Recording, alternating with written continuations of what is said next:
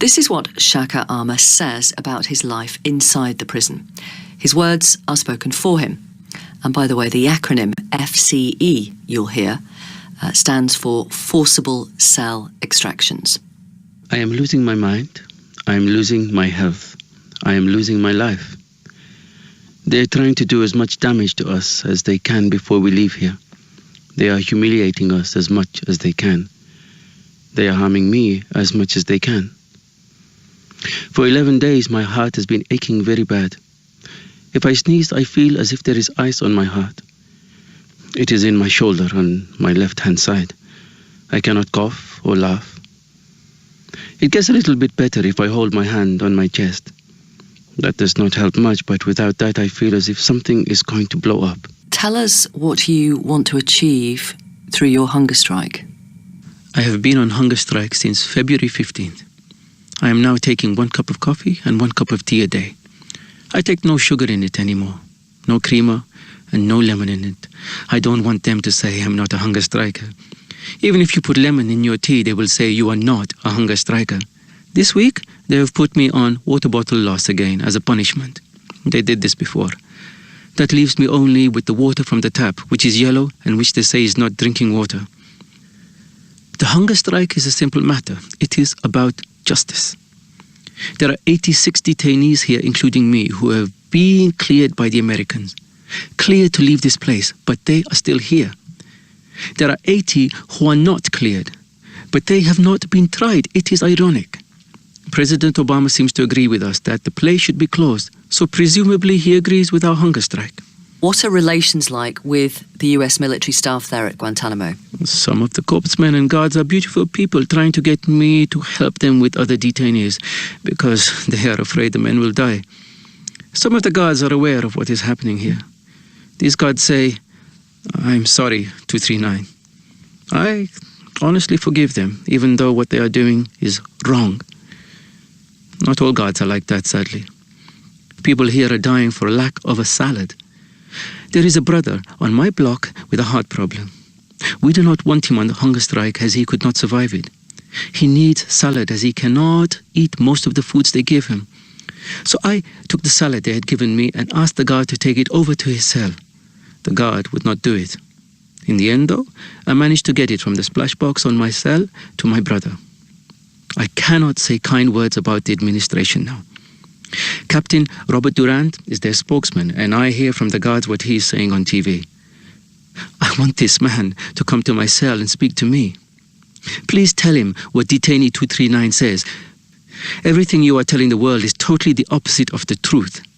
Have you ever been assaulted whilst at Guantanamo by either staff or other inmates?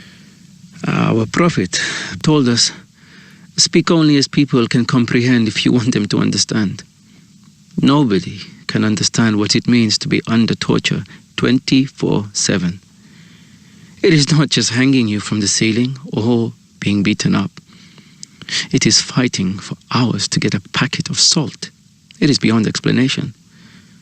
I met with the Metropolitan Police for 3 days in February and told them some of what has happened to me. They had a statement from me that ran to maybe 120 pages, but that is still only 1 page for every month of my suffering here. How can the truth be told in such a short time? It's all senseless, all about trying to break me. The most I can say is to quote George Orwell in 1984. The system for the system. The torture is for the torture. Are there any sanctions that could be put upon you because you've spoken out in this way? What more can they do to me that they have not already done? Can you tell us about your day-to-day routine? I am in the psych cell. They want to tell the world I'm crazy. They have a man standing outside my cell all the time, staring at me. He writes everything I do. 239 stood up, 239 sat down, 239 scratched his head. This is every day. This has been going on for over a month. I came here on April 9th. There is a white woman comes all the way from the control room and she stands in front of my cell with the other guard. She writes on a piece of paper in front of me. She whispers in his ear. She reads a paper from the file. "I studied psychology before you were born," I told her. After all, I was a nurse. I know the psychology is a package. Someone has created the whole system and they just follow it. So, in response, I write everything they do and send it to my lawyer. The other day, I wanted to dry my shirt after washing it. I hung it on the door. There is nothing else, as it's the psych cell, meant to stop you from hanging yourself. So I put it there. As soon as I did it, they told me to take it down. I told them, you have a camera 24/7. You're watching me all the time. But they bought the FCE team. The other brothers on the block argued with them. I knew that they wanted to FCE me any way they can. They did it. They FCE me for anything. I sing to my brothers. Sometimes I sing to the guards. I talk to the guards a lot. I shout to the other prisoners. I try to lift their spirits. But despite this, I am falling apart like an old car. Now the engine of the car is beginning to fail. The heart is really aching. I have not been able to read for a month now. My eyes are going. I cannot remember anything. I forget things. I cannot stand up. I fall down. I don't want to fall down too much. They will do a code yellow on me when they burst into my cell and step on my hands. They tread on you. It is cold in here. You might not think so, as it's 70.5 degrees. But when you've not eaten for 100 days, that's cold. I try to do exercise in my cell. A brother told me to do some gentle things to keep my body warm. But it is hard on my heart and I need to conserve myself. They took my basic isomat, so it was even colder. I slept without it for 9 or 10 days. Thankfully, I got it back. Can you try to describe what it has been like to have been detained at Guantanamo Bay for 11 years without charge or trial? No. The most I can say is that I have never even met my youngest child, who was born on the very day I arrived in Guantanamo Bay, February 14th, 2002. I have missed my other 3 lovely children for 11 years. I have missed my wife for 11 years. I have missed my life for 11 years. Since 2007, you've actually been cleared for release. Yet, can you imagine leaving Guantanamo Bay? Yes, and I believe it will happen very soon. But I do fear that when my children shout for daddy, I will not respond, as I have been called 239 for so long. They may need to call me by a number for a while. Do you believe the British government and the Foreign Office in particular are doing enough to get you released? It is hard for me to say. For the last months, I have not been allowed to see the news. I have never received a letter from the British government. I have even been prevented from writing to William Hague, the Foreign Secretary. I can only rely on my lawyer for the information on this. And it is his opinion that Mr. Hague is sincere in his efforts to secure my release. For that, I thank him. I am not begging for help. I will never beg for help. I demand only justice. But I am very aware of those who offer assistance, and words cannot express my feeling for those who do this of their own free will. I know that there are dark corners of the British establishment that are working to keep me here. The leaders of the MI6 are doing that. I have a message to MI6. My goal is not to persecute people.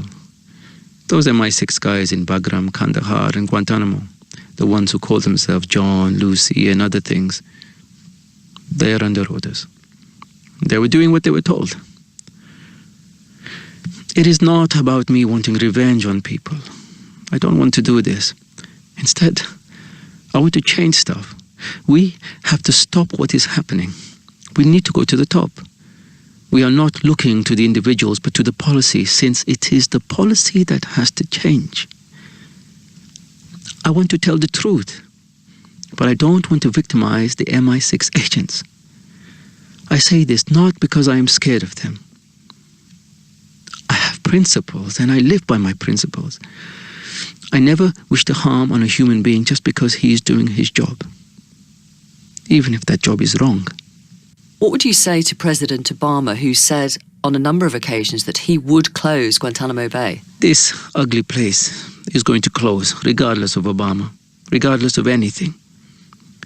With the help of God, we have told the whole world about the injustice of this, and now the whole world is with us. So, for Obama, it is just a question of how he wants to be judged. Is he a man of his word, or is he a liar? What do you believe the future holds for you? I do go back and forth. On the one hand, I know I am going to come home soon. I'm sure of that. On the other, though, they are taking revenge on us in so many ways. I am scared. I am afraid of taking medications from them. It is like a lamb going to the butcher and seeking help. My heart pain is now constant, and I don't want to die in here. But when I get out, I want to work with King's College London, with doctors, lawyers, and everyone, to learn the human rights lessons of Guantanamo. It is only by this that we can make sure we do not do this again. The US authorities have said that they believed you met Osama bin Laden while you were working in Afghanistan in 2001 and that you led a unit of fighters against NATO troops. Is that accurate? I was in Afghanistan for less than 3 months before 9/11. I never met bin Laden, and I never fought America or NATO or anyone else. You have to understand where some of this stuff comes from. There was one detainee here who made up stories on 200 prisoners. He did so he could get benefits, like in the Love Shack to watch pornographic movies, or just something as simple as a packet of cigarettes. He got what he wanted, and he has been sent to another country now, while we remain. But I'm not angry at him. I don't agree with him, but I understand what he said.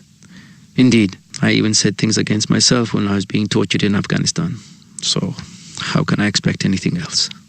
Explain to our listeners why you were in Afghanistan at that time. I was there with my family, and my friend Mohazan Beg, and with his family. We were doing charitable work.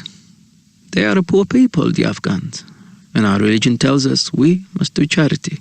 Is there anything else that you would like to say? Yes. There is so much I would like to say. But I will say it when I am free.